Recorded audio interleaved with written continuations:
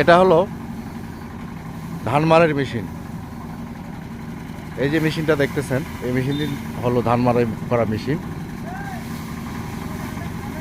এটি ধান গম মাড়াইয়ের মেশিন। আসলে আগে মানুষ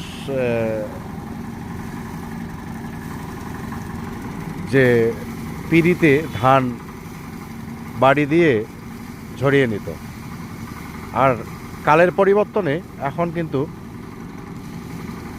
মানুষ এই মেশিনের সাহায্যেই ধান মাড়াই করে। আর এই যে এটা দেখতেছেন, একটু এটা হলে গ্রাম্য ভাষায় যেটা আমাদের এখানে বলে খড়ের পুঞ্জ। পুঞ্জ মানে হলো স্তূপ, সারি সারি করে স্তূপ করে সাজানো, এটাই হলো খড়ের পুঞ্জ। এই